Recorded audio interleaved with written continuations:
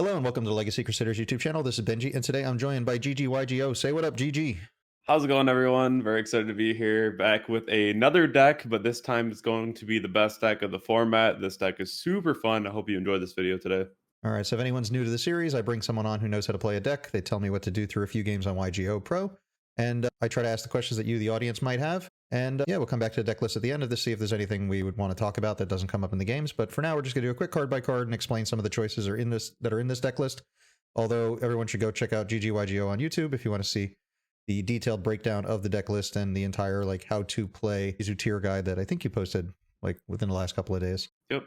All right, cool. So quick card by card. We're on some Bestials. What is it? 2 Druid Swarm, 3 Magnamut, 1 Saronir. For the tiers, we're on 3 Shiren, 2 Rhinoheart, 3 Havnis, 3 Merly. For the fairies, we're on 3 Keldo, 3 Mudora, 1 Agito, 3 Kel, 3 Orange Light. And for the spells and traps, 1 Instant Fusion, 1 Terraforming, 1 Heartbeat, 2 Scream, 3 Pellerino, 1 Sulik, 1 Crime. In the extra, we're on 1 Kaleido Heart, 1 Rulo 1 Dragos Depelia, 1 Garura, 2 Kitkalos, 1 Muddragon in the Swamp, 1 Divine Arsenal Aezu Sky Thunder, 1 Beatrice, 1 Baguska, 1 Abyss Dweller, 1 Underworld Goddess of the Closed World, 1 Dark the Dark Charmer Gloomy, 1 Sprite Elf, 1 Sprite Sprint. And in the side, we're on 1 Necroworld Banshee with Zombie World, 1 Psyframe Driver, 3 Psyframe Gear Gamma, 1 Volcanic Scattershot, 3 Forbidden Droplet, 2 Triple Tactics Talents, and 3 Twin Twister.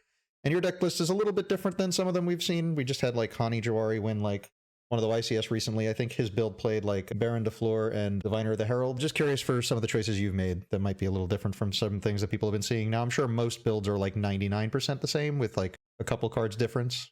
So whenever you're in a tier 0 format, that's pretty much how it is. It's more reliant on your technical play than it is deck building. Everything's pretty much the same.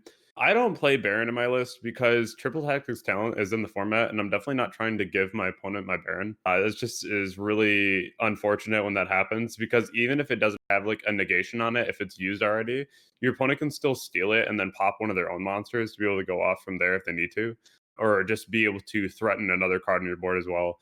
And that really does come up quite a bit. And I feel like the Baron is already like so high level of commitment that I don't really want to be able to put a lot of cards into, because a lot of times people putting their Rukalos even into a Baron, which is fine because you can like recycle it and like make another one.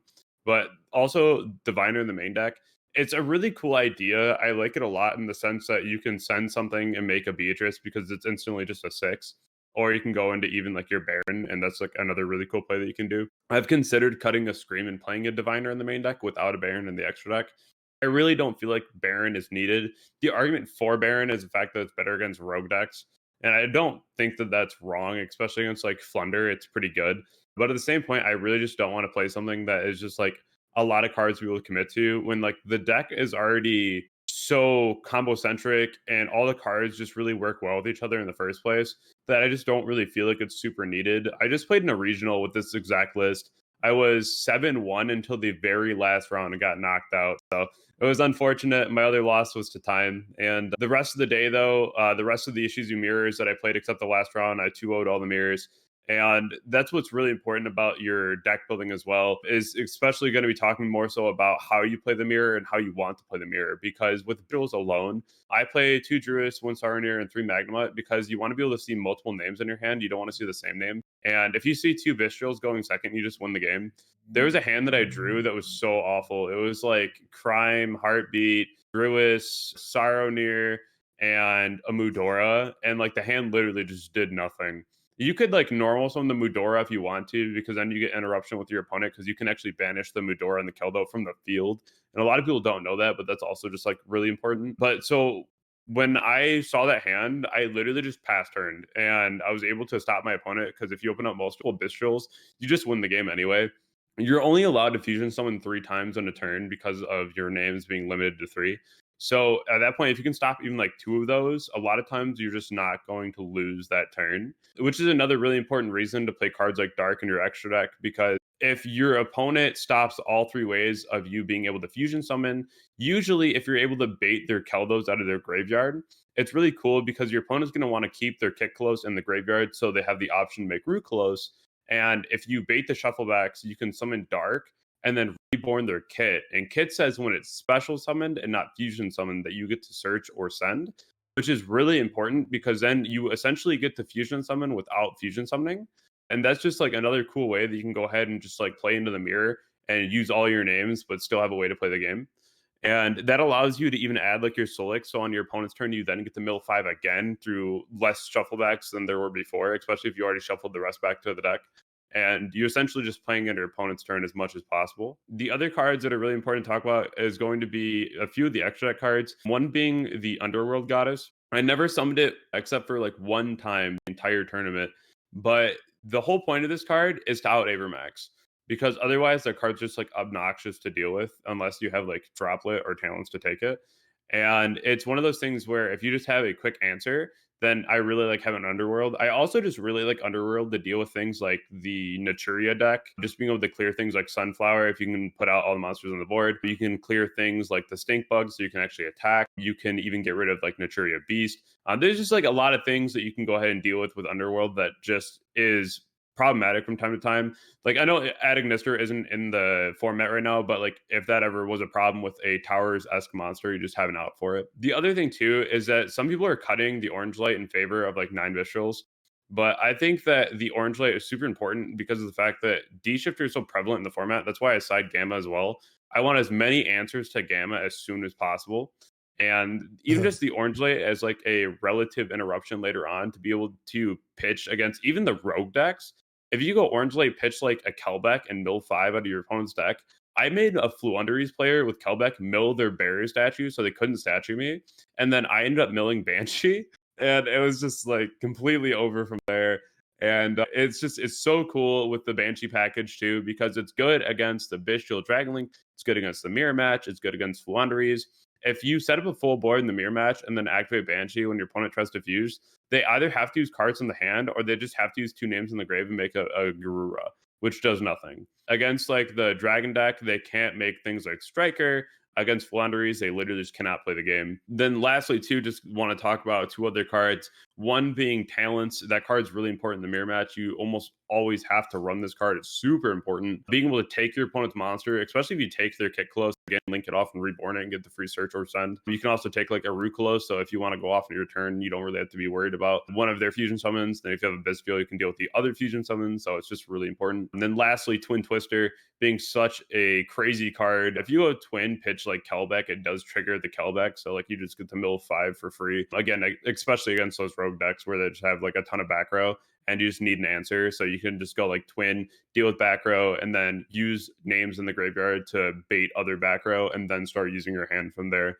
So a lot of these cards are just very important in the list. I feel like the list worked really well. Not a whole lot that I would change, potentially adding Diviner over one of the Screams, but overall the list performed amazing, and I'd probably still play it moving forward. All right, just something that I was thinking of because I've been watching a lot of Ishizu tier things lately, just from being so popular and the mirrors, and Hani's been doing all kinds of stuff with interviews. One of the things he mentioned about Diviner is just like an alternate normal summon. I think like he cut like Merly to like 2, so he wouldn't open too many normal summons. And I think he was saying it's like an ideal normal summon. That way you can just like foolish your Mudora and your Keldos. That way your opponent's anything your opponent does mill off of like their Hovness or whatever is mitigated by this.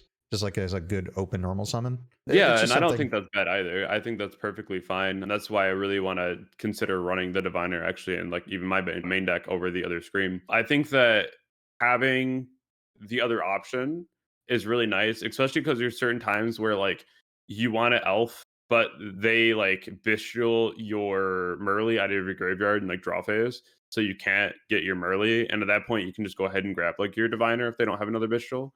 So there are a lot of reasons to run the Diviner. As of right now, though, like at the tournament, I didn't miss it, but in theory, I think it's fine. All right. And while you were talking about Zombie World and Banshee, some people haven't considered all the cool things you can do at Mudora and Keldo to put things back in your own deck so that you can like, you can put certain things back in your own deck so that they resolve. Like you can put the Zombie World back and actually resolve the Banshee. Because like this has always been like, I'm sure some reason why people haven't been playing Necro Banshee and Zombie World in tiers, right? That you just lose it and then it's like a dead. Yeah, and so now that you can recycle it, that actually came up with the regional because my opponent watched me mill Banshee and Zombie World, and they're like, "Oh, how are you going to get rid of that?" And I was just like this, and just banished Keldo and put it back, and then banished Banshee and activated Zombie World. I was like, "Oh, here we go."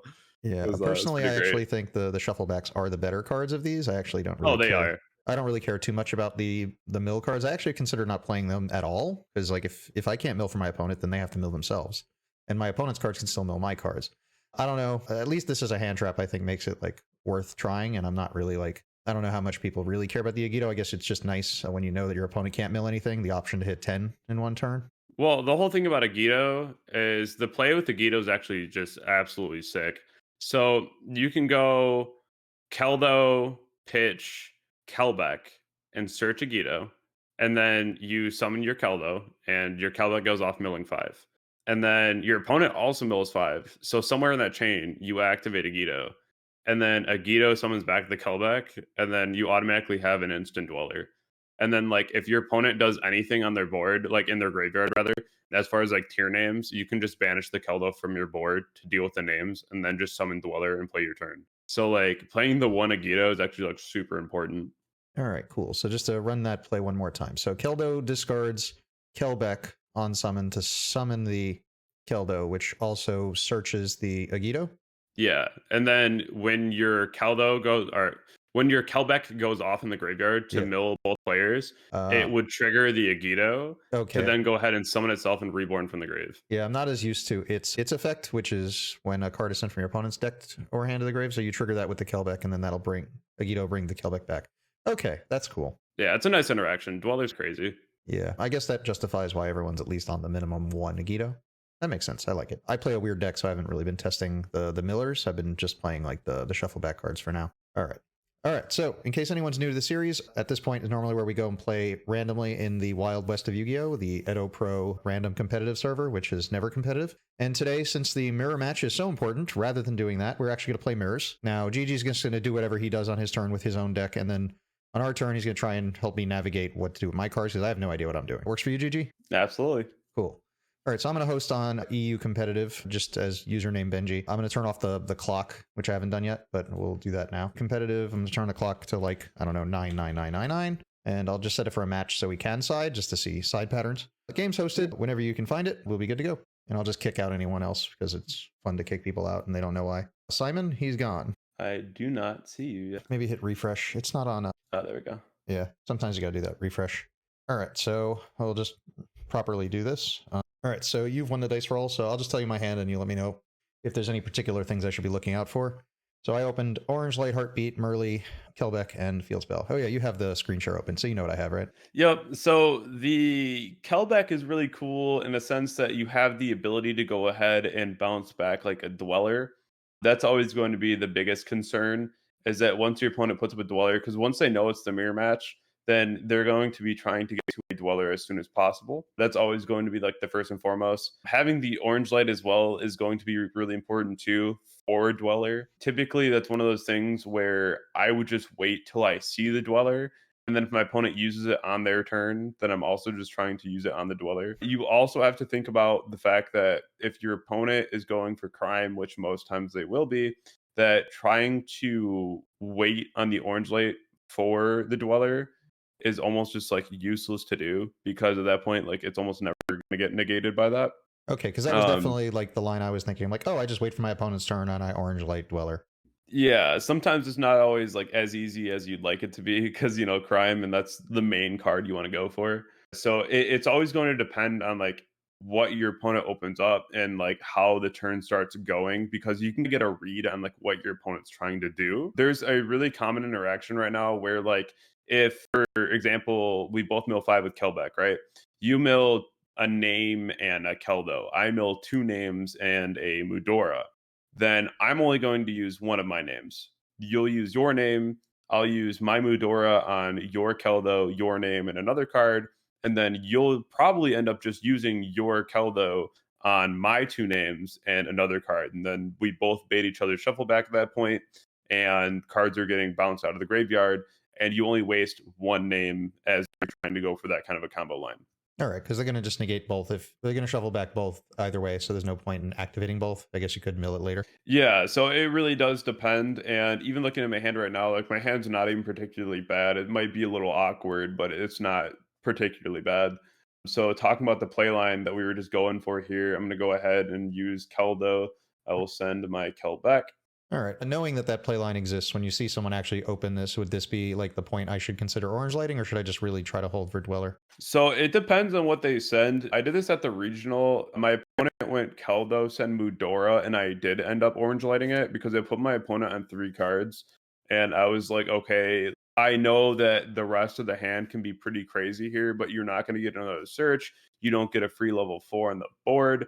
In this particular situation, I don't know if it's correct to actually go ahead and orange light because of the fact that if I have a Kelbeck in the graveyard and if my hand's bad, and you're hitting my Keldo anyway, that just means that I'm probably absolutely milling 5, and then you lose your negation, and then I also have a Keldo for whatever you mill. All right. So So specifically because this is Kelbeck, I should probably hold. yeah, if it was like Mudora, I'd probably orange light it just because I don't want my opponent to have so many free level 4s on the board. Okay. So here, I'm going to go ahead and add my I'd Mudora. probably also feel better if my discard was not my Kelbeck. Maybe if it was my Mudora, so that if you did mill something, I could actually hit them. That's also very true. If it was like a Mudora, that's also very correct to go ahead and just send it as well, just in case you can shut off the turn as soon as possible, because then you would clear the Keldo right away.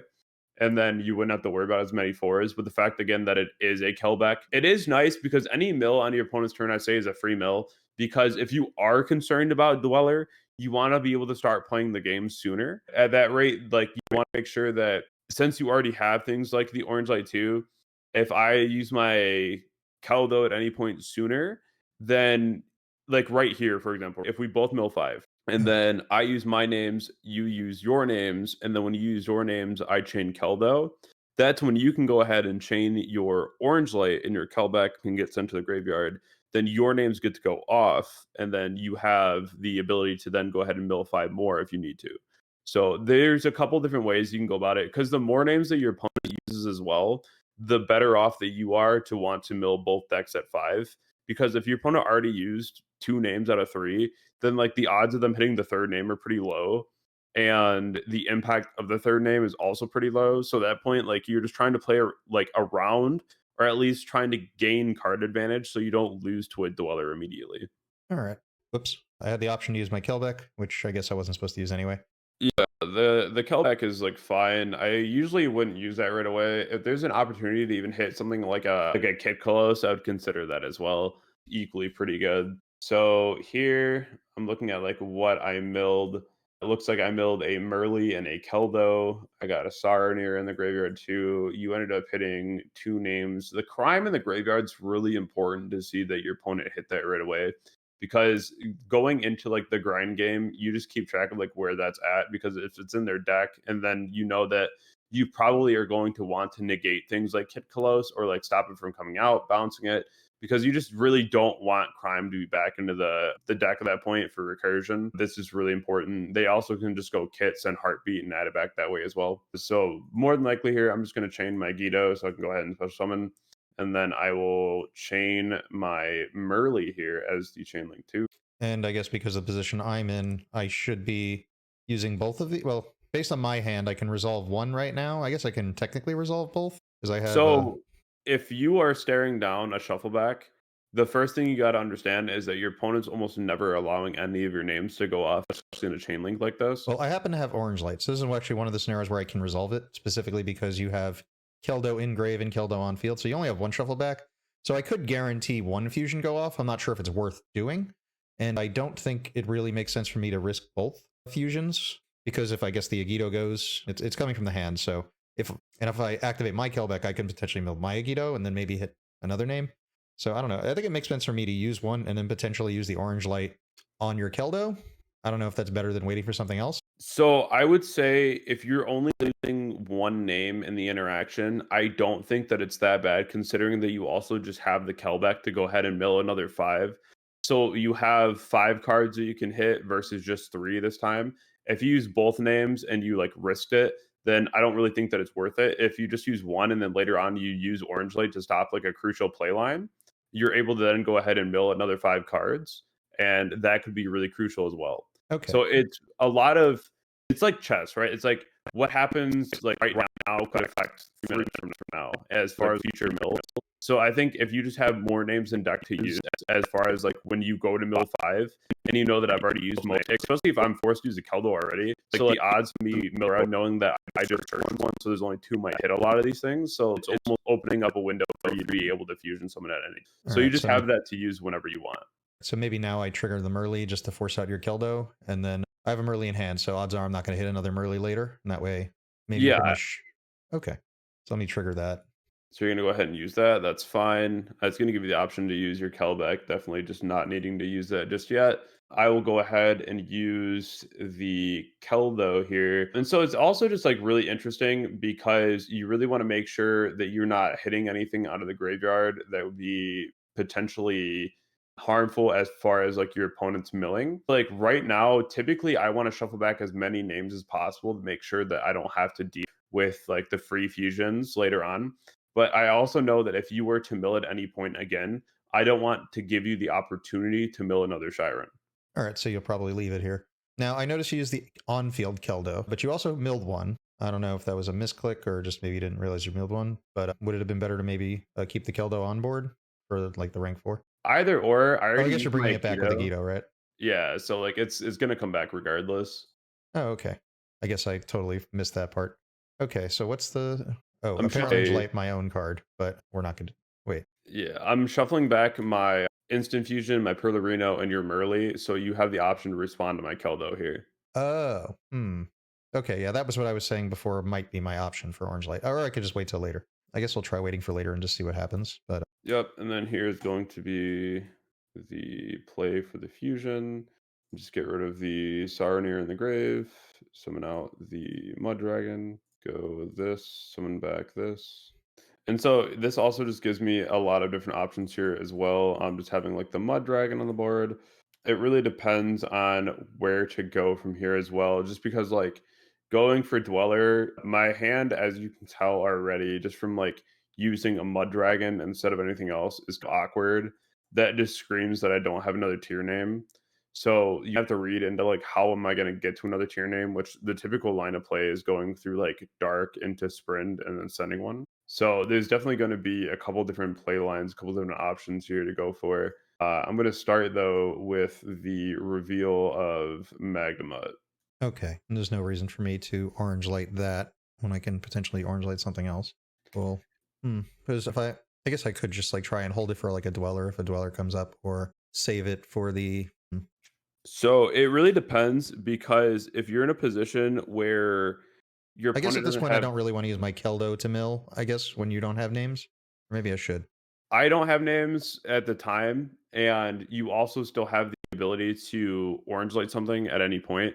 So there's always going to be the constant gamble of do you want to mill, and you have to on your turn when you know that your opponent does have the option for Dweller. But then you also have to ask yourself, does your opponent have the option for Crime? Because if they don't have the option for Crime, then you can have a safe Dweller option, right? Like hitting the Dweller with orange light. So it really depends on like what you're valuing more. And so if I'm trying to get to a way to send a name because I don't have it yet, that probably means that A, I don't have a name, and then B, I don't have a way to Crime. So if I do have a way to Dweller, then sometimes you just want to shut down either the way to a name or you just shut down the Dweller. Because if So your either hand's right already... now so I should be shooting for either the Sprint or just hold it for Dweller. Yeah, or a potential Beatrice. Okay, so I guess at this point I should just let this go. Because right now in your hand too, you also have Perlerino.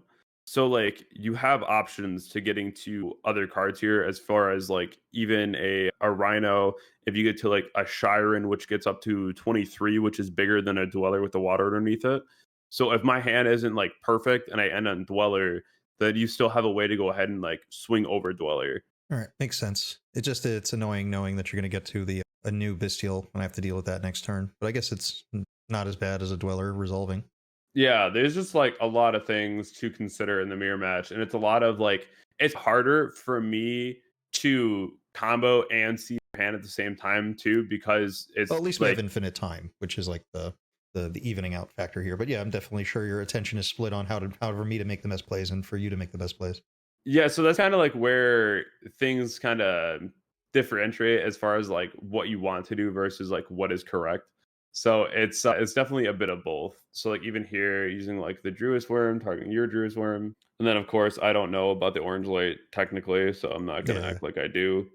So considering you didn't fuse into a Kitkalos before. I have to assume the card in your hand is not a tier, right? I would assume that the card in my hand's not a tier.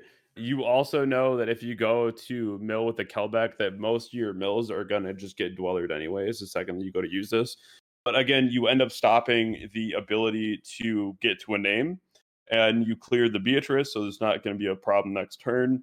And then you also just have a way in your hand right now to go ahead and swing over a dweller that's already boosted. So I think this is definitely just the correct time to just go ahead and throw the orange light.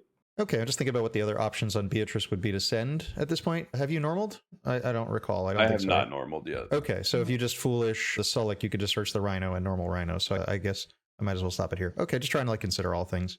Yep, I also did that yesterday at the regional. And that was also very cool. And at this point, would you consider chaining a Dweller to stop my...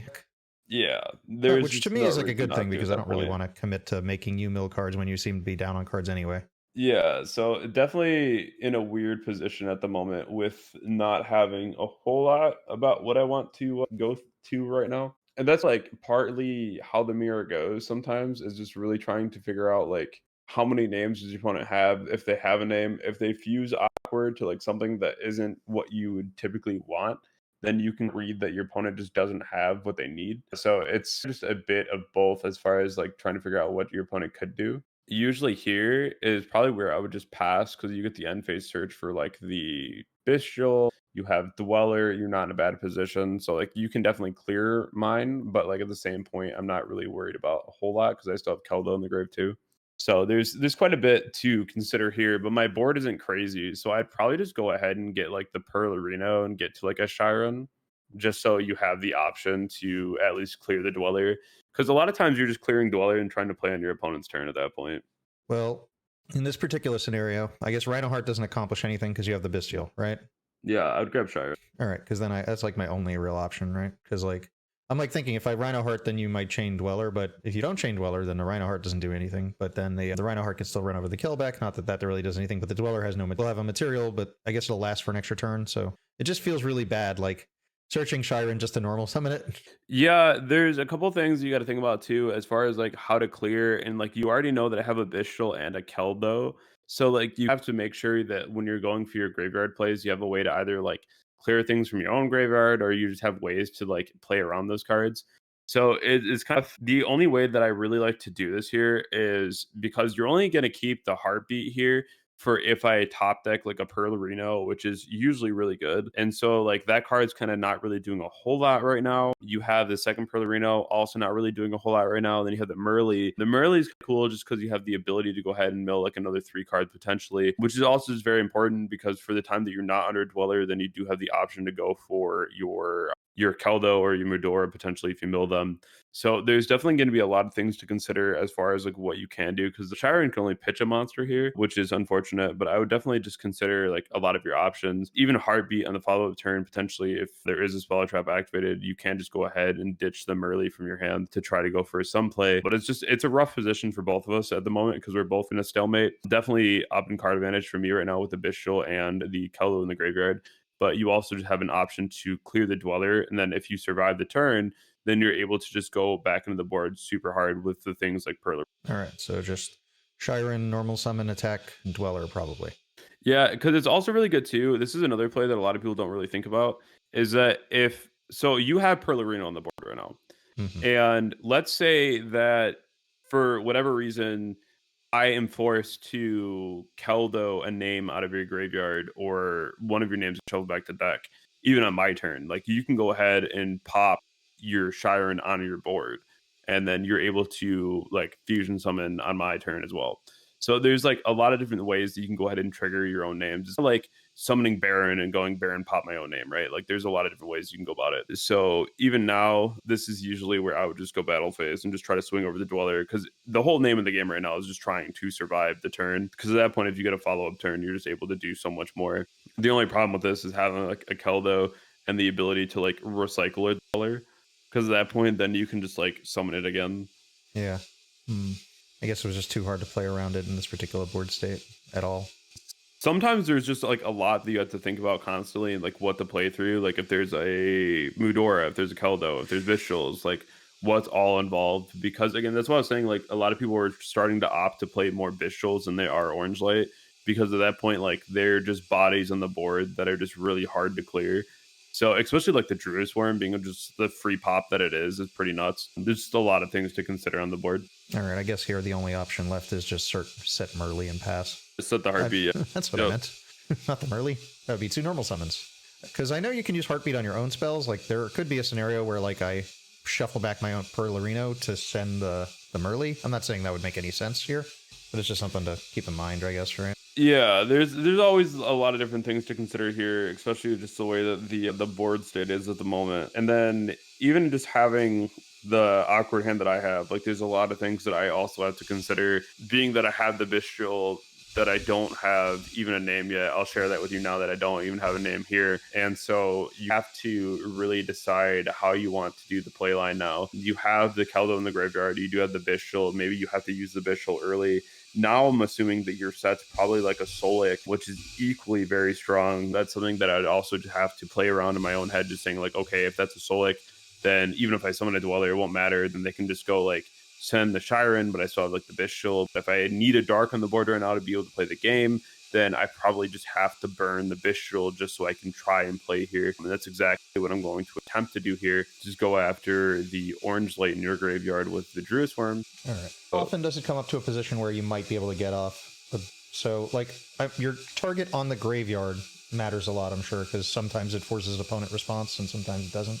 Yes, and it's really going to be dependent on which Bestial it is, usually, and then how much you want your name gone. Because losing a name is much more than just a Bestial summon. It's the odds of being able to hit on a mill later on. And that's always really scary too, because if you shuffle back a name just to avoid a Bestial summon, you're just delaying the inevitable by a turn. And it's a waste to like burn your Keldo or your Medora. But like if you're in a position where you think that you can go for lethal, sometimes it's just worth it to go ahead and shuffle back the name to make sure that like you don't have to play through extra obstacles, because otherwise you have to make like Dweller into Zeus just to be able to clear a whole board. Especially if I thought that was Solic right now, then I would have to be like, okay, like I need a way to be able to clear that, whatever that is. And usually that is what that would entail, is just going like Dweller Zeus, depending on like how big the board is, especially if there's like a Druid Swarm and what have you on the board. So even looking at my hand right now, I have Mudora Kelbeck. And I have the option now to summon the Mudora and then pitch the Kelbeck and mill 5 for both of us. And then I have the Keldo and the Mudora to deal with the mill 5, which is probably ending up what I'll end up doing here, just because of the fact that you have the option to go and do so much. But as far as what I want to accomplish, that's not exactly something that I'm particularly worried about, because I'd rather start off here going for like the dark line, where you go dark, summon like your Saronir from your graveyard, and it checks for a Solic. So at that point, you're basically using the dark to bait Solic, because you don't want your opponent to get to sprint, to get to Merly, which is also just really strong. The other thing that you got to consider here is I don't have another name at the moment. So like that's also unfortunate, because like sending Merly at that point really doesn't accomplish anything. So this is where I'd probably just want to go ahead and just try the mill 5 with Mudora and Keldo live. And you could probably hold the Bestial longer before you are milling and just summon it afterward. But at the same time, I think that it's fine even here to just go ahead and attempt another mill 5. You got to be really careful when you're milling 5 with you and your opponent, just because you don't really know what they'll mill, and it could just be crazy. But having the strength of the Keldo existing, Keldo and Mudora, because I can just banish it from board. Yeah. So here we'll go ahead and mill 5, see what we can hit. I'm looking at your graveyard, seeing the Rhino and the Merly. You got a Magnemite in there now that makes my Dark a lot stronger, being able to get to your Magnemite. I ended up milling pretty crazy, got the Havness, the Heartbeat, and the Solic, so that's wild. Being able to go here and add back the Solic as well, just so I have some more to utilize later on. I'm definitely just making the Solic the last card in the chain link here though, because if I want this Havness fusion to mean like not summoning something that doesn't really matter, because I could summon like a Drago, but I probably just want to go for like a kit so I can add something else that's going to be a lot more effective and then go for a kit. But since I can just add something here and I haven't normaled yet, I'll probably just make the Drago and then just get a Rhino that I can normal summon later on. Okay, so you did Havness Chainlink 1, but Solic's later, so you have the option to summon the kit with the Havness, right? Yeah. All right. Okay, now I hit 2 names. Now I actually can activate and resolve the Rhino. I could activate it, I don't know if I'll get to resolve it. But activating it tips that for sure I have a name in hand, right? No, I have a name on... Yeah, with tip I have a a tier card in hand. But It would.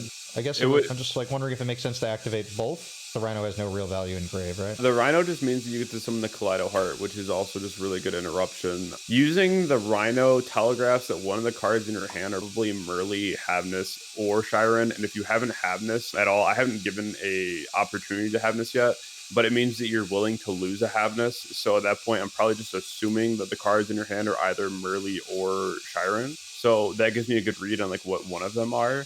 But if you're in a position like this where you're already down in card advantage, I probably want to make sure that the Keldo does get baited. You do have the Keldo and the Midora to play against, but using both the names here just to like use them both, I don't think is wrong. I think that you just have to at that point to make sure that at least one of them get baited here, to which will 100% just definitely proc mine. But that's exactly how you want to be able to bait those as soon as possible. It's very important. Even looking back into my own graveyard here, the cards that I could have to use, probably just going to go ahead and spin back my Dweller. So I have that as an option.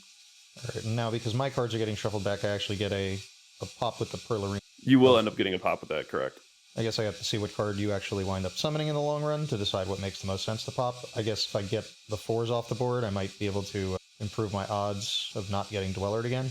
Yeah, the Kelbeck already milled, so that's a really safe target to hit. If you hit the Bestial, then you have your Shiren get popped at that point, and then you normal will. summoned. Oh yeah, you did just normal summon it. So yeah, that's pretty much just probably the best target at that point. You can also just hit the Kelbeck though to make sure that I can't get into a Dweller at least easily. And the Kelbeck's already been used, so you don't have to worry about like another mill, which is equally very strong. Okay. I was starting to think maybe I should have held my Merly, because I have the Heartbeat in hand, so I could potentially Heartbeat and send them early, so maybe I shouldn't have activated that. I assume... That would be another play, yeah. Yeah. But would you have responded to just Rhino Heart? As far as like just Rhino Heart, I probably would just wait for the name to go off versus like the Rhino, because at that point, like if I hit the name in grave, then I don't think that I'm worried about like the third name resolving, considering that I already have a board. Gotcha. And then I plus like I'm already summoning a Drago in the chain link. So like even if the third fusion happened, let's say that it was like a kit or what have you, it wasn't really doing anything on the board. And at some point I'm still able to make something like a Kaleido and shuffle it back. All right, just considering the few options I have here, which are very few. Hitting the Drago here, so you don't have to worry about like other negations coming down on future turns.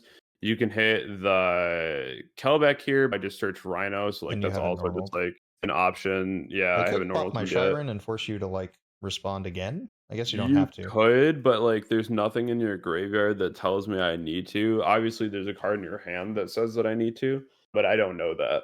So it's a matter of like guessing like what you could have. And if again, like my just from my board, if I see your Shiren get popped, I'm probably just gonna let it happen, because at worst you probably just make a Mud Dragon. If you do make a kit again, like I just have the Drago. So it's not like the end of the world for me to have to deal with that. All right, so I guess my best option is just get rid of Kelbeck and hope you don't keep a 4 on the board, because you still don't really have names, so your Rhino is just fusing with itself most likely. Yeah, and so at that point you'd be getting rid of it. So there's a couple different things like that you got to think about in the mirror match that are really important. Still having like the dark line available to me as well, also very good. So here, looking at what I want to use, I know I've already used Havness, which is really important too. At a tournament, you are allowed to write down what names you've already used to keep a legal game state. So like that's also really nice to have handy at those tourneys. And so here, I'm gonna go ahead and dump the Shiren. And then the last one that I have now is going to be Merly. As far as fusion effects go for this Kit Kalos. And this is where you just spiral an advantage, because summoning the kit now just means that you're allowed to get to things like Merly. And that's just going to be the mill 8 that you really want to see here, which again, access to 2s, just the best thing the deck has to offer. You also have the play line here that you could just attack over the Shiren to make sure that like the back row isn't a Solic. But if Would my it have kit, been used on something else at this point? I'm not sure exactly. I don't think. I guess the thing I would have probably used it on is the kit now, or the Rhino yeah, Heart. the kit search. So at that point, it tells me this is not the Solic, and it probably would just be a heartbeat, because everyone main decks at least one of those right now. So at that point, I just know that committing my Solic to the board before I spin this is just not something that I want to do. So that's where here, just go ahead and use the kit effect, allowing myself to summon out the Merly. And this is how you can get yourself back into the game if you've already used like a couple of your names. You don't really have many names. Like you just try to fill up the graveyard as much as possible to make sure that you can get to any sort of a name. Did hit the Merly here though, which is very important. The Merly can go off here for the fusion. Going to be able to have a couple different options here. As far as looking at your board, I can go for like a Rucolos, which is always going to be really nice here. And that's probably just the option. You could also go for like a Garura just so you can get the draw as well, which is really nice. But the Rucolos just cements a lot into this, just saying like, I have the ability to negate a name that you go for, which of course is just really nice as an option. These two can now go into the dark and then bring back the Magnamut. And this is something too that you can think about later on as far as like if you should have shuffled back your Beatrice earlier, that you'd have access to go ahead and summon another one had you left like a Druce on the board. So this is where I'm saying like this whole game now, it just feels a lot like chess. Like it's very much so make sure that you're doing your plays at the correct time. The Dwell back Max deck, this was a misclick. This should be in attack mode. Unfortunately, it's Yugioh Pro. It's fine. But at the same time, like now, this would just be battle phase here. Going ahead. Would it be game? Just doing math. 3,000, that's 3,350. That's 700, that's 6,000. That'd be lethal. Okay. All right. So I'll just scoop and we'll go to game 2 and just discuss the side. Let me just see the. Like, I guess I'll do the one play I can legally do just to show the obvious response, which is actually really bad because I guess if you attack with Rucolos first and then I do this, you can just negate with Rucolos and bring it back. Oh, my Dweller. It would come back. Oh, I used the Merly earlier. That's what it was. Yeah. Got it. I'll scoop. All right, cool. Side deck. What makes sense in this matchup for the side pattern? So if I know I'm going to be going first, so my pattern might be different than yours, I guess. Yeah, so if I'm going first, my pattern is usually just looking at like what cards I really don't want to see in my opening hand and knowing that there's not a whole lot of things that my opponent realistically can open. I'm probably just getting rid of my orange lights. It's just one of those things where like there's not a whole lot that your opponent's doing that you want to just go ahead and orange light because like you can orange light like a Bistral and that's really good too. But at the same point, there's not a whole lot of things that like your engine doesn't just deal with and like innately. I do like though in the mirror match putting in talents. I think that card is just like way too important. It's just super necessary. If I'm going first though, typically the 4 cards that I side in are going to be the talents and then like the Banshee package. Because again, if you set up your board and then your opponent tries to play and you're able to just Banshee activate Zombie World, it's gross because your opponent really can't do a whole lot. They just have to use so many cards out of their own hand. They just lose so much card advantage. And I think that's always going to be the most important thing for me whenever I'm playing the mirror match is like, how can I out card advantage my opponent? And looking at like what else you can cut, I probably would just cut a Bistral down. So I'd probably cut like a Mag down. And so you have the option to see like one of the different names, or if you do open up 2 names, then you're not even in that worse of a spot because if you try to play and you get stopped, you still have 2 Bistral to tell your opponent they can't play in their turn either. And you just want to see as many different names as possible. So that'd be the optimal line for going first. For going second, the cards that I side in are going to be Gamma and Talents because I want to make sure I don't lose to a Dweller. And Talent is another one of those cards that allows you to like steal Dwellers and attack make Zeus. So that's also really crazy. When I'm setting for going second, typically, especially against a mirror match, I'm setting out Heartbeat, I'm setting out a copy of Scream. Typically, it really depends on like what you want to do, but I set out a copy of a Guido because again, I don't really want to make my opponent mill a ton of cards. That's just never really optimal. Take out another Scream. Crime. So far, 1 Heartbeat, 1 Scream, 1 Agido, 1 Crime. Just trying to make sure that like all of my numbers are going to be really good as far as like seeing my opening 5 and making sure that my hand's going to be optimal. Orange light becomes really strong here whenever you're going back into a board, but I do want to see variety and I don't want to see like Gamma and like double orange light in my hand. The ratio of 2 is always really nice because that means that you'll see it, but you won't see it in multiples. So usually if I'm siding a Gamma as well, I don't want to go like overkill. So I usually side out like a copy of orange light. So I have both, but I'm not like going too much into just like hate for the mirror. I'm just like making sure that I see at least one of them. And then the last card is dependent on like what different kind of cards. Again, I don't really want to cut consistency, especially if I'm going second. I want to be able to put at least 2 4s on the board and make a Guska, go into a Dweller, and then be able to attack with Zeus, which again is very important. The Kelbeck is also really strong to be able to get rid of things like the Dweller, but the last card I'd probably pull out would be a copy of Kelbeck, just to make sure that I'm not making both players mill as much as possible. So overall, that's 1 Heartbeat, 1 Scream, 1 Agido, 1 Crime, 1 Orange Light, 1 Kelbeck. just to make sure that like my opening 5 again is just going to be as consistent as possible. All right, so let's see how it goes. But that makes sense, and we can see the pattern is different for both sides, just so everyone can see that because they're seeing my screen. I was shuffling it around so they can see what you were talking about. All right, going first. I opened. Interesting. The hand's insane. It seems like it should be, but what is the correct sequence? Do I just start with Rhino Heart because So I would probably start with the Keldo Keldo because Pichigito? Because then I'm committing to the mill early, right? If I do the mill. well, so you don't even have to mill here. Like that's perfectly fine. Like you don't have to mill at all. And like whenever you have a Kelbeck or a Nagito, there are optional effects in the graveyard, so like you don't have to mill. So your hand's already like really solid. So there's a couple different things that you can do here. You can either go Keldo and then pitch the Agito and then be able to check for what your opponent could mill. You can go Shiren, pitch the Keldo, and then mill 3, and then you keep the Agito in case your opponent goes for Hobness, and then you get the Agito effect to go ahead and summon itself and the Keldo back, especially if you already have like the Keldo effect active. You can shuffle back whatever your opponent has. You get a free 4 on the board as well. So there's like a couple different play lines. The zombie world, of course, is just going to be like at the end of your play to be able to just activate it and be like, okay, like better have the out for it. And it's one of those cards that it's like, it's just on top of your combo, right? It just makes the situation a bit more annoying to deal with. So it is really dependent on you going normal summon Rhino, then your opponent chains Hobness and hits like multiple names. So I just almost always want to make sure that your Keldo has something to do. So here I'll just go Keldo, pitch the Agito though, so you have another card that you can pitch for your Shiren for free. All right, so I guess I'm searching the Mudora just to have extra shuffles. Yeah.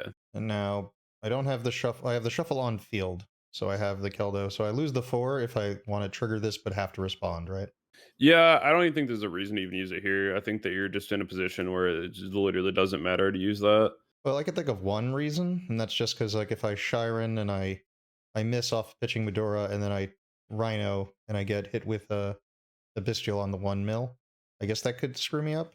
That's the only reason, like, because I am committing to just the Rhino going off. I guess I can like work my way towards like Sprint, right? Yeah, you also can just like consider not doing the Agito mill here, and then you just normal summon the Rhino instead of using Shiren right away, and then you check for the Bishul that way, and then afterward you can go ahead and just use the Shiren behind it, and then you just have more options as far as your play lines. I do understand like the want to mill, and like that's one thing that can really be a problem though, because like the thing that I think about too is like what happens when you go to mill and then I mill like 2 names and a shuffle back and like a Solic, and then I just go up in card advantage for no reason because like I'm not even playing my turn. Like I'm just like getting free mills because like what you did. Just free rolling on my activations. All right, so I guess I'm in a good enough spot where I don't have to make the risk currently. Right? Yeah, it's just like I'm just playing devil's advocate, and like this is what I do when I play too. Is like I just have to be like, okay, is it going to benefit my opponent more right now? Because like they haven't done anything yet, and I don't know anything yet. If I just like allow them to mill 5 free cards, like what happens if they hit like Scream Solic? Like that's gonna suck.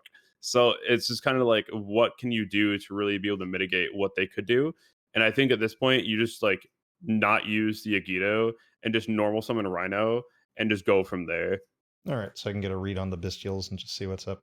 Yeah, and so the Rhino is always going to send the Hobness here. The last name that you ever want to send is the Merly, just because it's the most accessible through the Sprint. Like the Shiren's fine to send here, but like usually you're always searching the Hobness anyways for follow up.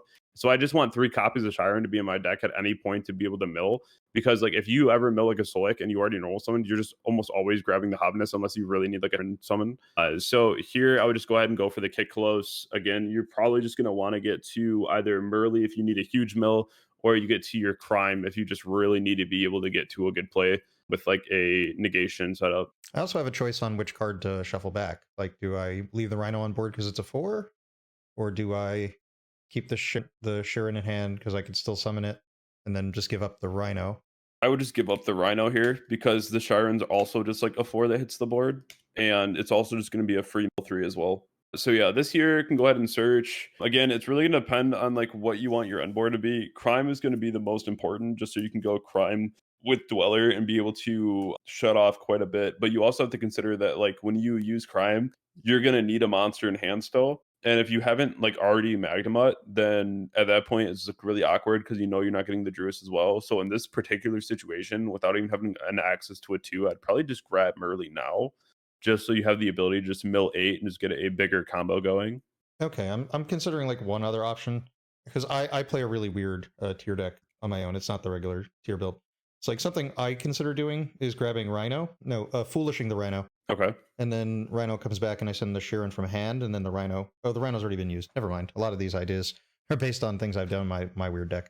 Okay, mill 8 seems fine. That's not like incorrect to say either. Being able to like pitch a Rhino and then Rhino bring back. That's also just like another really solid play line too, to just never have to normal summon either. And that's why you can always consider cards like Golem as well, just because like your normal summon almost never matters in this deck. It's really nice to be able to normal summon a Rhino or like a Diviner, but at the same point, you never like need to. But typically, the only two cards you're ever searching off of your kit is going to be Merly or Crime. And then at all else, if you just randomly have like another way to search, you just grab like even like a Solik is really good because typically your end board is like Crime Solik. But you can just go ahead here and mill 8 for free. You've already checked for Hobness. You've already checked for a Bestial. You can just assume that your opponent doesn't have much. Maybe they have a Kelp, but there's not a whole lot that your opponent can do on their turn as of now, which is just really cool to see because at that point, you know that you can combo like the tier deck did before. You just have such an option to do whatever you want here. So looking at your mills, looks like you get to use Scream and Shiren, which is pretty nice here. I would probably in this situations, because you just have like such the ability to just do realistically whatever you want now. You also are going to get like another free mill. You have Keldo, you have Mudora, like you're in such a good position. I'd probably just make the room. You also could go for like a Mud Dragon and then just get another 4 on the board immediately. But that's also just going to be your Shiren anyway. So I'd probably just go for the Rukolos just because that's always like a safe bet. Okay, just thinking through the chain links, I guess I need to make sure I search the Sulik before I mill. But do I even need to use the Keldo here? No, because at that point you've already used like most of the effects in the graveyard. You're just giving me free real estate for no reason. So I would just go Chainlink 1 Shiren, Chainlink 2 Scream. I could And then, use like, the Surinir just to dump a Bestial, like just to thin the deck of cards I can draw, unless those are the cards I want to draw. you could. The only one that's worth dumping at that point would be Druis. But honestly, like top decking Bestials isn't even that bad. Like I actually kind of enjoy that. Like especially if it's a Magnemite, like that's saved me so many times. Just seeing like that card off the top of the deck is crazy. So being able to get rid of these here, go into your Rukolos, really important for the play line. Now this is probably where I would just use that Shiren, yeah, just to be able to see what value you can get in the graveyard. Including getting this shuffle engraved. Yup, and then there you go. You just hit the Banshee. You already have the zombie roll, of course, but let's just see what's in your grave now. You have the ability to use that Rhino. You hit another Keldo, which again is already just really crazy. Just a lot of free value here all around. You have the ability here to summon back the Rhino, which isn't bad either. I don't really have a graveyard at the moment to really be able to steal anything like too nuts. The only argument here that I would see for summoning back like the Rhino is that you could overlay your Dweller becomes 22 with like the Keldo, and then you can use the other 2 monsters on your board to make an elf, but then you lose a Solik as well, which is also just kind of like not the best. So you really have to value either elf or Solik, and that's basically saying, do I have Shuffleback or Bestial? And I haven't like shown that I have either of those yet. So I think like going the Rhino here and pitching the Solik is probably just fine, and then you can get like your standard board a bit more than what you had in the first place. So Sure. you just go this, pitch the Solik, and then you get the Solik effect here to search the Hobness. So like your board still ends up being fine. Then you want to sequence this correctly. So make the Elf first with the Merly and the Shiren, and then put it in the right zone, and then use the other 2 to make Dweller and point it at Elf. And then in your grave, you have quite a bit of an eruption now, which is really strong as well. I would probably here just activate the zombie world as well. It's going to be another card that your opponent just has to play through. Of course, you already have cards you can use to make like Dragos Depelia because you have like the Rukolos. After you use it, you can then go ahead and just go into things like Drago if you need to. Just a lot of different ways that you can go for things in your extra deck still, even under this. So this is just one of those things that your opponent still has to out. You're under your Dweller that can't be hit with something that targets. You have your Rukolos to deal with things that are going to be annoying trying to summon. You have Shufflebacks. You have your Hobness. You have the ability to summon back Merly, Mill 3. So, like, the board itself isn't, like, bad. Preferably, always you'd want to have the Crime as well. So there's always going to be different ways to combo. And this is where it gets a little awkward not being able to, like, get to Crime. But if you didn't have many names or many ways to play the game, getting Crime early on is also just like super awkward because at that point, like you don't really have that crazy of a board and you have a Crime that you can pitch a card for. So like instead of being able to like summon Merly, pitch the Muda, then you'd have to like set Crime under like just Dweller and like you wouldn't have had the Merly there if you searched the crime. So it probably would have been like just Dweller, which is like okay. And then maybe you get like a Hobness search at some point there too. But these are just things that you can look at in hindsight and just be like, all right, so this was a problem. This wasn't a problem, right? So just different things to think about. But that would typically be like the way I would have played that hand out. It's nice just to be able to have the multiple shufflebacks. Of course, you'd rather like a Perlerino, but Zombie World in this situation isn't even like the worst. I'm just thinking, was there like a point where I could have used one of the shufflebacks with the crime back in the deck to search it off of the Scream? I think I hit the You hit Scream and Crime at the same time, though. Oh, that's what I hit? No, I thought I hit. Oh yeah, it wasn't. Okay. So I guess I could have changed it then at that point, but I think I only had the Keldo on field to use. Okay, just thinking about another option, because people complain about having to shuffle back their tier traps sometimes, but I guess Oh, if it's the board still state fine. is good enough, I guess you can do it. Yeah, I do that a lot actually, shuffling back my tier traps. Whenever you mill Scream, of course, you just want to be able to search your crime. That's another reason why you got to play multiple Scream, though, is because you want to be able to get to crime through either these Scream mill or by your kick close just searching it. So there's just like a lot of different ways you can get to it. Sometimes your hands are a little awkward and it just gets cut off by like the play line, but still not like bad in a sense because like the board itself is still like fine. You already checked for a few different really problematic cards, so definitely still all right in that sense. Here, this is where using Dweller early on, knowing the mirror really well, most people are on talents. So if I can play around getting talented in the mirror match, because the only card they're realistically going to use right now that actually would suck with no cards on the board would be something like an Imperm, but like Imperm's out of the meta right now, and it's also just like irrelevant because of Elf Arrow. So Guess like, if someone was actually still on Super Poly, this is the one board state where Super Poly does something? yeah, and Super Poly is very like 30-70 right now. Like I've seen a very, very minimal number of players using Super Poly. So I think that right now it's something that I wouldn't necessarily like care too much about. Like if it happens, it happens. Your recalls comes back anyway. But like that would have happened immediately off draw phase. Okay, one last thing. If I'm draw phasing using Dweller, obviously I can keep the Rhino Heart and keep the higher attack, or I can keep the Keldo protected so that if you hit it, I guess your shufflebacks don't go off this turn, so I guess I shouldn't worry about that. Yeah, it doesn't matter either way. I think I'd rather keep the attack bonus though, just because like that's something that people are just gonna try to swing over. And I guess if you have the Gamma or the Orange Light, it was going to get killed anyway. Yeah, if you have the gamma, you have the gamma here, but you also have the Rucolos for the gamma. So like there's a couple different things that are like fine here. And then also you're just playing around the talents as well. So there's just different things you want to think about. That's what makes the combo a little different in a sense that you always have to like prepare for different things and always think about like side cards that could be coming in as well. So it's always going to be interesting at that looking at options here in my hand, I think this is going to be the best option. I will activate my Keldo and I will attempt to get rid of a Keldek. All right. So Dweller's on, so this thing doesn't technically do anything. So this is just a 4. I guess it can threaten the elf, but I don't really want to use. I guess it doesn't matter if I save the tier for the Rucolos for the Chiron since it can't go off either. Yeah, there's a few things here that just like aren't gonna matter a ton. Just things that we still want to think about though, just because of the fact that like other cards again, like it's going to be a 1 in 3 chance, and most times some people are even doing 2.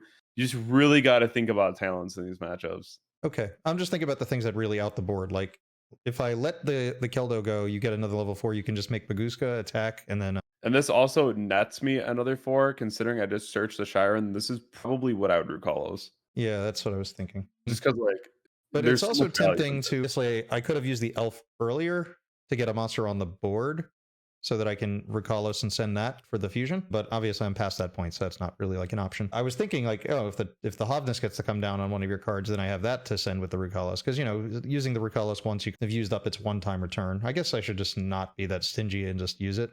I mean, you could also just go Chainlink 1 Lucalos, Chainlink 2 Elf, bring back a monster, and on resolution, the Los is going to send Merly. Oh yeah, it doesn't send his cost. So I guess that is technically the right play, right? To try and keep the maximum value.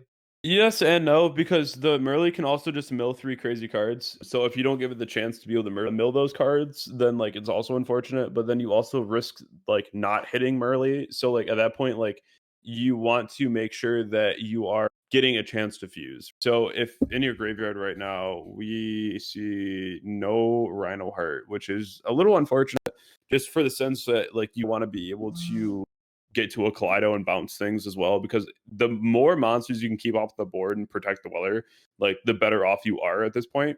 So if I were to negate and use Merly, might just be where I summon like the Kit Kalos, and then Kit Kalos dump Rhino, bring back Rhino, pitch Merly, pitch Havness. I'm under Zombie World also, so I don't think I can actually make Kit Kalos without using the Hovness in hand.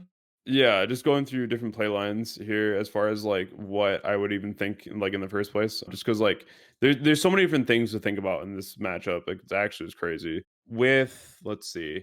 So if I want to Because guarantee fuse, it would definitely be Rukalos Chainlink to Elf to bring back Merly so that I could send the Merly. If it fuses, I can make Kit Kalos using the Hovness in my hand as the Aqua. it wouldn't be Kit then, because it would have to be, well, yeah, because it would be fine then, because you would have to send a name, and that'd be the Tearlament going off, then be the Aqua in hand. So there's just like a lot to think about whenever you're going up against these situations. Especially like under Zombie World is like super awkward, just because like it can hurt you too, but like it also just hurts your opponent as well, like whenever they try to do things. That's also something to think about in the future too, potentially. Like if you go to activate Dweller and you have like access to like keep your Dweller on the board, that like sometimes you don't need to activate like Zombie World right away. That's something I probably should have mentioned earlier too. But like it's really good on top of your board because your opponent just can't play the game. But like at the same time, like it does hurt you as well. So it's just also things to think about, because if you activate it too late, then potentially it does hurt you, like right now, where this could be like a crazy combo to like out things on the board. It really just does depend though. Well, it'd be nice if there was like a fusion in the grave I can make like Dragos Tepelia or something more substantial with this Merly. Like I'm not really fusing anything significant right here. I'm making what, Mud Dragon or Garura. Well, then just use the Rukalis effect and then use the Merly mill later and then use the Hobness mill later. Yeah, but their options are limited. But they could make the Dragos Tepelia, I guess, once I use this. Yeah, and then that will get sent to the grave. That just brings itself back. And that's just like a free fusion that you can just use for Drago anyway. At this So point, like should I bring it back to the Elf Zone, or maybe I should save the Elf Zone for the Merly? I don't think it really I would matters say too the much. Elf Zone for them early, because like the Recalls doesn't matter anymore. Like it already did what it did for the turn, and if it survives to the next turn, then like cool. But like this is definitely where I would just want to have like the access to go for the early play. Mill 3, then you have Hobness for the Mill 3 as well. So like if you need to go for like a Drago later on, like you have that access to do that. All So right. now this is where I'm going to be put into a situation where I'm going to have to use this, and then I will go for taking a monster. Okay, so if I want to bring back the Merly, I'd have to do it now. But if I bring back the Merly, I guess you can take the Merly, and then... I'm not sure who mills off of that. I think you do. I would. I also promise you I'm not taking the elf here. Yeah, I wouldn't expect you to. Not the elf, but the Merly. But I guess... But I would have If to I have consider... nothing in the graveyard right now and I'm under Dweller, I'm definitely just taking your Dweller and Zeusing you. Yeah, well, I guess then the Merly being on the board is still helpful for me fusing, right? So I should put it on the board. Yeah, because at that point the Zeus isn't going to have more than just 2 material. So like this is where you could also consider like holding the Merly a little longer before you do that, but also like to a zone. But so this Oh, is going to get the mill, and that this was is the where you point. definitely, yeah, this is where you definitely just try to go for like a Drago as soon as possible, because when I go for the Zeus, you just want to have a negation for the Zeus to protect your board here. I'm under Dweller. I'd probably just go Hobness 1, Kelbeck 2. Well, the one other problem with this is currently your graveyard only has a Keldo in it. So I can hit everything I need to hit before the end phase with one shuffle back, where if I mill more, I might have to hit two. You have 3 shufflebacks in your graveyard right now. Granted, Oh, you can only use 2, so like no matter what I mill, it doesn't matter because I'm under Dweller. So it's okay. literally just free real estate. So I can make Kit or Garura or Drago. I guess Drago forces a... You don't get a double Zeus out of this, right? No, it's only gonna be 1 Zeus. So I think here you just use the Hobness and then you make the Drago, and then you also use the, you got to the Rhino, that won't matter here actually. So yeah, Oh, you just make the Drago, that's fine. And then like I'm going to attempt to Zeus the board, but it really won't matter. The Rhino I probably just like wouldn't be concerned about here, honestly. Like it's nice and you can go for that, but like when I tried to Zeus you, like that's when you just Hobness anyway. So yeah, I'll go here to battle phase, go attack into the elf, go main 2, summon Zeus, and then attempt to Zeus here. activate Hovness, chain Drago. Yeah, that's what I would go for here. Just trying to think of what value I get off of the mill here, just because, I mean, it's a monster on the board. But But I already used the Hovness this turn and Grave. I hit a Shiren. What can I fuse with this? Yeah, you also just have Oh, cards like Harpy that you can hit too, which is pretty crazy. It just gives you a lot more follow-up. You can also just make a Garura, so then you get another draw for the next turn as well, just linking off for free. Like, there's so many different things that you can hit here. You can also go for, like, Dark with the Garura and bring back my Shiren and shuffle back your own Dweller if you don't already have it, like, in your extra deck, and then you can make another Dweller. Like, your whole board is so set up now. okay. So I guess I just activate all these because this is your turn. I'm not going to be milling anything else. Yeah, and then you just go ahead and grab the Heartbeat here to grab back your Crime. Would Select be safer just because like I might not have a monster in hand to use this with by the time I end my turn? Either or, honestly. I think that looking at where the board could go from here, the game state is already looking pretty sealed. Yeah, the only one you're actually gonna be able to make here is the Garura, so like that's fine. This is where you can consider like what to shuffle back. If Everything's a zombie, so I could actually shuffle back anything. for the Garura, yeah, just literally anything you can. Hmm. I guess I don't want to make it too big a deal. Just put back a, I don't know, Merly. I guess I did them both anyway. But I couldn't resolve both. Yep. And then here, like, it's just being able to go so far in card advantage. Even for me, like, there's not like a whole lot that I can do here. There's a bit that I can do, but not like, It does seem like there are some just board states that occur that that aren't like doable, really, right? yeah. Sometimes there's just so much interaction that like it's hard to break through. Using like the screen mill, even here, is like you can just try to load up your grave with like one or two names just in case for like the follow up turn you get the chance to. But like you have so many shufflebacks in your graveyard. Like the play that I have here is go for like dark, swim back your Magnemite, but I just go dark, target Magnemite, and then you just like shuffle it back, and then it just never really mattered. Okay, so this game's effectively over because I'm just going to be using this Yeah. on the Magnemite and two of your shufflebacks, and I guess I hit the last ones in my Dweller. Yeah, so there's just not a whole lot that really is able to be done there. Having the zombie world, of course, is really cool. You don't always need it, as you see. Sometimes it gets really awkward. I'd rather just like not have it in my hand and then just have the ability to use it when I need to with like a banshee in the graveyard. And I feel like that's where the real value of that comes from. But like as far as like looking at different options that you can have, I think that's always like a really solid one for the mirror match. Okay, I think I mostly had the side deck pattern already set up from before. I think I missed something. For going second, it's Gamma Talent. Oh, the talent. Oh, did I take the talent out? No, it's still here. Okay. It was Gamma Talent, one, two orange lights still. Yeah, I usually keep in 2 orange light, and that's where you have to make the decision. I would cut, like, Was it the when Yugioh? I'm going second Agito, yeah, it's another one. And what was the last one? I forget if it was a definitive card. It might not have been. 1 Kelbeck. Oh, yeah, because of all the mills. All right. I think that's that. Okay. I think this will be the last one just because, man, a lot to discuss in these. This is also new just for like the way I do the series. Like I never do the actual match versus the other person, Yeah, so we don't usually have both hands to discuss. and I'm basically, like, playing against myself here, so I'm trying to, like, do a You're lot of, doing an like, what I excellent would job of it. do. Yeah, I appreciate that. There's a lot of things to think about in this deck, and I feel like that's honestly just what makes it so much fun is because, like, as you can see just from, like, our conversation alone, like, there's so many different things you have to consider. There's just so many things. Like, So, like thinking yeah. about what I would save this for in the long run, I would imagine. I guess it depends on how you start. Since you're starting with Perlarino, I guess a lot's going to happen. Yeah, looking at your hand right now, I can definitely see sometimes you get to those types of hands, and that's why I usually cut out one orange light just to make sure that doesn't happen as much as possible. But of course, you're not always going to be able to predict 100% of the things that happen. Having like the Solic, of course, it's something that you want to see in the deck as well. Not always like the most optimal hand.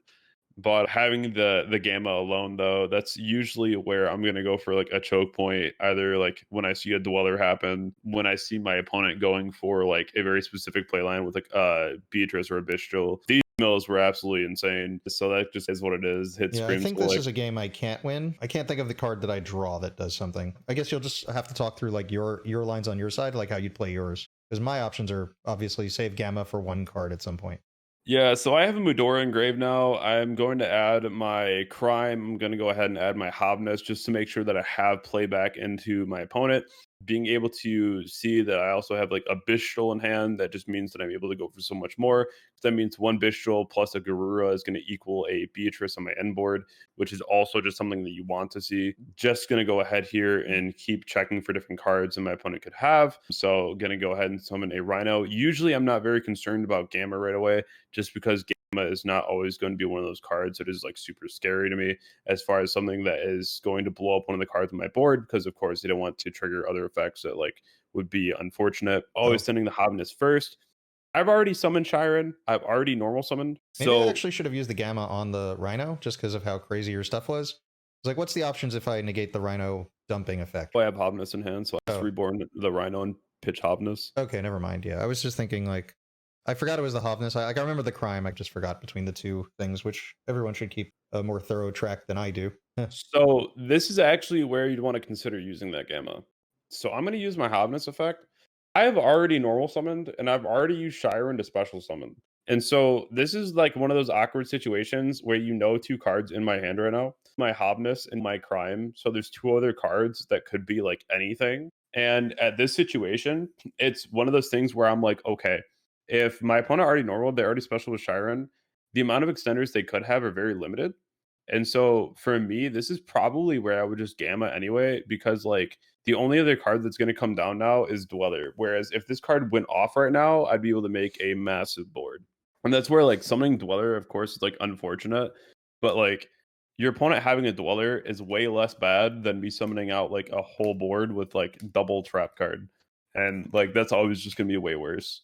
So even in this situation, quite honestly, I'm just going to make Dweller. I'm going to set one and I'm going to pass to you. So the crime is not live while you don't control a tier, right?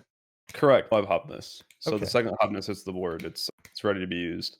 Yeah, and the crime sends a monster from hand, so that can trigger the Hobness. I'm just trying to think of the things I can do that sort of make sense. Like I can planet search Rhino, Shiren send Rhino. Rhino summons itself from grave, pitching the Sullick.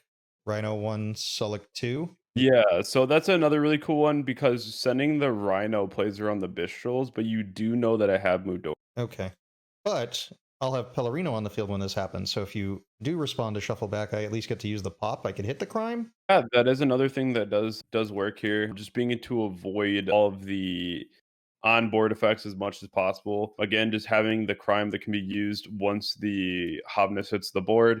That is another thing to think about. So if you do go ahead and search with your Pellerino, usually if you already saw the Gamma as well, like there's not a whole lot more that you need to check for. So for me, this is usually where I will always just chain my Dweller because at that point, there's not a whole lot more that I'm worried about. Potentially always just worry about Gamma. The Rhino is the only like decent thing to put in the grave at that point, just because of the fact that like you do the option to play around the Bistral instead of like worried about I'm getting hit with anything else. Oh, but it's in also the long run, really, I was just thinking about this play to play around the Hobness coming onto the. it's nice to do that. This is also where you can consider using. Oh wait, the I Shiren. forgot that I'm under the Dweller. I'm so stupid. Yeah, this is also where you can consider just sending like the orange light because it doesn't really matter what like happens with that right now. And then potentially making like your own Dweller by just like normal summon Rhino, no effect. And then you go Dweller, and then you can use Dweller effect. Then even if your opponent summons the Hobness, it just never mattered. I do have like the pop effect though, which is also something to consider. I was And actually thinking after I finally realized I'm under Dweller because I'm stupid that maybe going for the Baguska. I can like attack over. No, I can't attack over this. Baguska wouldn't be able to attack over that, no. But it wouldn't be destroyable by the Pellerino. Yeah, but you're leaving it in attack mode, and like there's not a whole lot that's doing otherwise. So it's just, I guess I could just put it in defense and chill. I can also just like chain Mudora and pop it though. That's like the biggest concern. Like if you hit the field spell in the mirror match, you just win the game effectively, which is crazy. Yeah, so you just hit a couple things here that can't be used right away, which again, obviously you'd want to be able to get value out of those, but right now there's just not a whole lot there. So I could threaten the battle, you can pop, you could shuffle back the pop, I don't know if you would. Normally I have no reason to send anything. Yeah, like normal summon the Rhino, and then I have to like try to do a pop here, and then probably just like on the Shiren, and then you would have the like the Solic. It's like it's rough here to try to determine like what you realistically want to do about the board at the moment, just because like Hobness is also in play, like you know about. There's definitely like no point to use the Rhino and like force a Hov, because at that point it's just going to be like way worse. Well, it gives me something to attack over, so technically if I did that, I guess you could put the Hobness on the board and then not chain the Mudora. Yeah, but then I'm only giving you the option to like attack over one thing attack as well. the Hobness. That would be the play if that scenario is like sensible. Even I don't know if it is. If I get to the situation and my opponent still has like two monsters on the board, I'm more than likely just using the Mudora in my graveyard and just popping one of them, and the one being the bigger one that's going to attack over the Dweller, and that's going to be like the. Yeah, I guess my only option is declare battle. All right, I guess I'll do the obvious play and Problem with this play is just that I know it's a losing play. Yeah, and there's not a whole lot sometimes in like these situations. Like, unfortunately, Dweller is just that card. Like, it's just like the one card in the game right now that's just like so insane that just like allows you to be able to do this. Yeah, it is a VFD. It is indeed a VFD. And so like that's where it's unfortunate when you play mirror matches and whatnot to just know that like you're not always going to lose immediately if you see a Dweller, especially if you have a dark line to like reborn a Magnemite or something. But like knowing that your opponent has like shufflebacks in the graveyard, it's actually just wild to try and play against it. But knowing that you just dealt with my shuffleback, there's also it's unfortunate, but having like the access to maybe even like one more card, be able to get like another dark on the board, and then go like dark, summon a dark, go into elf, then you have the Murley for the follow up too. So it just depends on like how much gas your hand has. I guess my hand was a little bit light on gas. Yeah, just looking at your grave right now too. Just gonna go ahead and use a name here for the Magnemite, and then Magnemite effect, search a Druis.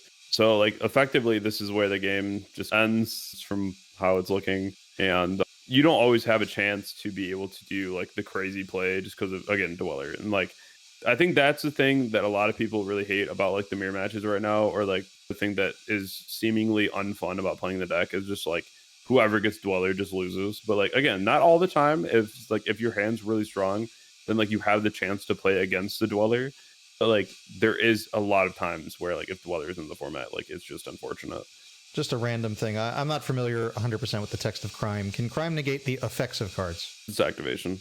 So putting this face up in advance is something I could do to play around Crime at this point? Correct. I don't think it's particularly effective, but it's nice to know it's something you can do. Like, I know this is something you're supposed to do against, like, Math Mech, if they're, like, potentially going to make, like, a Linger Revo or something. Well, like, a lot of people don't even know that you can just, like, activate a continuous card. Like, you can just go ahead and just activate it to activate it. You don't have to use the effect. Like, you just activate the card. So, like, if your opponent, like, Dark Rulers you can just, like, activate Soliac. Oh, then you can chain the card. I mean, if there's a card that's even activatable, really, on the board for this deck. I guess you could chain Soliac and then activate Dweller. Yeah.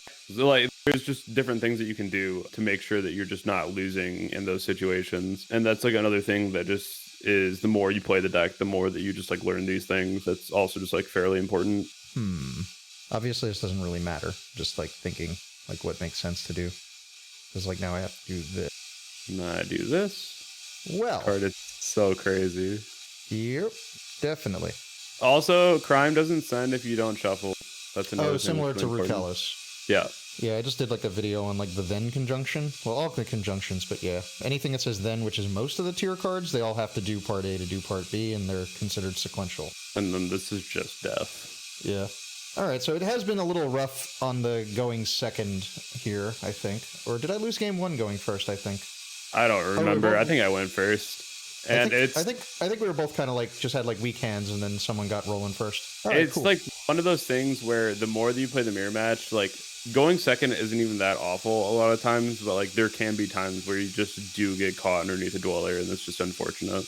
All right, cool. Let's go back to the deck list for 2 seconds. Let's talk about like siding for like the other matchups real fast. All right, so besides the tier mirror, which I assume is most likely what we're like expecting to actually have to put a lot more thought in game. Not that the other matchups should be completely excused. But what else is going on with the side deck for maybe other matchups like Flaunderies, or what else do people play now? Sprite is still playable. The only cards that are not coming in with Flaunderies are Talents and Scattershot. The other 12 are going into my deck, 100%. I'm pulling out Bestials, I'm pulling out Keldo and Medora down to 1 just so I have the option to recycle and pop with the field spell. But all the other cards are going into my deck to beat Flaunderies. And I played against it 2 or 3 times with the regional, one every game. And it's just one of those things where, like, if you just have the initial out for the board, like, you just win that game. Especially twin pitch, like, Mudora under the Perlerino, and then Perlerino pop like statue. Like, it's just such a free win at that point. The Flunderies deck is really annoying to play against, but, like, definitely doable. If you play against, like, Exo Sister, putting in cards like your Talents, Twins, Droplets, you can put in, like, Gamma as well, going second, going first, not. There's a few different things here as far as, like, Sprite goes. Talents, of course, the card's just really good. It always is. You could put in your twin for like the double cross and smasher that just deals with that. Do you cut the Bestials for the Sprite match just because like they 2-lock you at some point, and I'm not sure how many darks are in their grave, or they just like pushing? By the time that matters, like I don't really feel like it does. Like if I have a Bestial in my hand and they put like any dark in the grave, let it be like a jet or a blue, I'm immediately just summoning my card because I know that like I can just link it off and at least trade with the elf. So it's also just really important because like if everything's pointing like to the elf, then at least I can deal with one card with like a Druid if I get rid of it with like a droplet even. So there's so many good things about just using the bestial cards because like the whole thing about like Sprite was like summoning a Gizmek back when Toad was really popular, just because Gizmek was gigantic and you just had it on board and they had to deal with it or they just get ran over. So like it's kind of the same thing as like a bestial. The second you can summon a bestial, you just summon it and then you just like run over their board because it's free. Just thinking about anything else. Obviously, you play this for its stats. Thoughts on the time cards, and is Scattershot the best card? I know it like backup plan, go to sprint, burn for time. There are other time cards that are like decent. Like, I don't know, thoughts on like Dogwood slash what else people playing? Dogwood, Moonlit Chill, Skullmark Ladybug. Oh, I think Gaga Dogwood is pretty decent. Cowboy's like fine. It's just like a lot to get into because it's just like so resource dependent. But like I think that what Jesse Cotton said about Dogwood makes Dogwood is very viable. And that's like you can gain so much life off your opponent's turn that you can literally just pass and you don't have to do anything that turn because you literally just won't die. Like you just gain so much if your opponent actually takes on like the Dogwood challenge, right, and gives you like 100,000 life. But I think as far as I've like ever gamed off of it is like 80,000. as far as like Something crazy. Scattershot goes, like Scattershot's a really cool card in general, just because you can send it off sprint, you can reborn it with Elf, and then you can send it again and burn for 1,000, recycle it with like a Mudora, and then mill it again and mill for like another 500. So like there's a lot that you can do with Scattershot as far as like burn damage goes, and that just becomes relevant. Like even if you're in like a game 2 situation and it's just like in your deck at that point and you just like need extra damage to like apply pressure, then you can burn like 2 or 3 times in a turn with Scattershot, which is pretty crazy. Okay, because I'm like on a weird deck, and I was like, my time card was side deck Cowboy, but I have seen people doing the Scattershot, and my weird deck is on like Foolish Good, so I'm like, oh, I can send Blaze Accelerator reload and just Foolish it that way. Not that that would make sense in like these decks. I play weird stuff. Trying to think, is there anything else worth mentioning that hasn't come up? Can you think of anything else? Like I think we covered everything. Oh, Wallow. Thoughts on like Wallow, the rank 6? Wall will be a extra deck soon. Okay. It'll be there. As far as for what, I don't know, but like it'll be in there soon. Maybe this Underworld, like as you mentioned, it doesn't come up often enough, then maybe it's not worth it. It's one of those cards. It's like a necessary evil. It's like when we all played Mega Fleet. Like you just do it just to do it, just in case it comes up. Yeah, I hear you. Well, if you feel like you definitely aren't missing a card more often than not, like obviously you're not missing this card because it doesn't get played, but is there like a card you were like, I wish this card was here right now, that this could have been? I missed IP a lot in the regional. I missed IP a lot. I think that playing without the IP though inevitably just led me to better boards because like there's a lot of situations where if I would have ended an IP, like I also just might not have gotten to like the crime or to like the extra interruption for the next turn. And where like I think IP shines, I think that it also fails because like if your board's gonna get like blanket negated right off the bat, it's just like another card that's also just gonna go with that. And it just like leads to being like forced out in odd ways that is just like grouped in with like other dark rulers and droplets, and there's just other ways you can keep more advantage in your hand with like bestials and what have you. I just think that I value those effects more than like an IP sitting on my board. Also, just not to mention just going battle phase and attacking over it and forcing it immediately, like that sucks. So there's just like a lot of things where like IP is really good, but it's also just like not that great.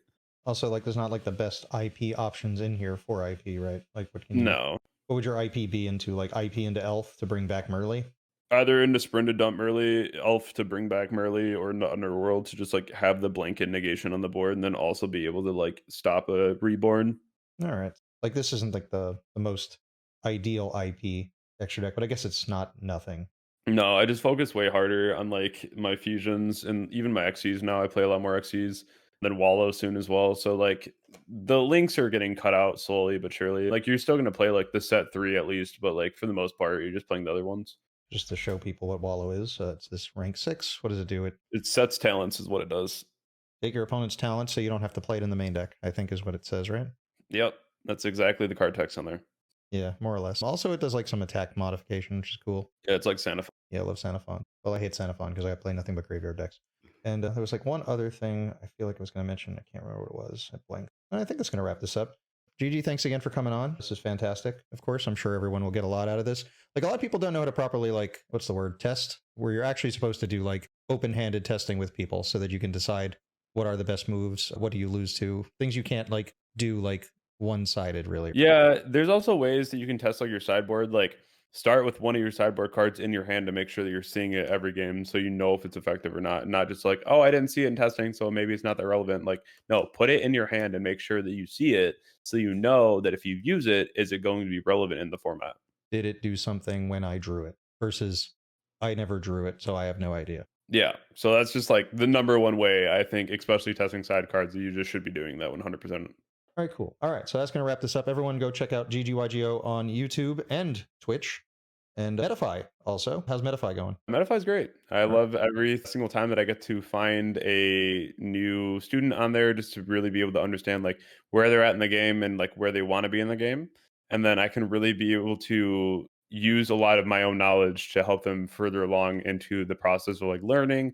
And especially if it's been like a long time since they played, that's another thing that's really cool too, because of the fact that if it's been like a really long gap since the last time you played, you find people who have never seen like pendulums before, or you find like no links. And so you have to like explain that mechanic and then go through like how that's changed the game and the different ways that you can actually go about the game now and like what link ones are. And it's a whole thing to go through. And I actually just really enjoy it because there's just so much growth to be had through different sessions. Cool. Everyone, we'll see you next time when we have to probably talk about Kashtira and how we're dealing with the vanishing menace of the format.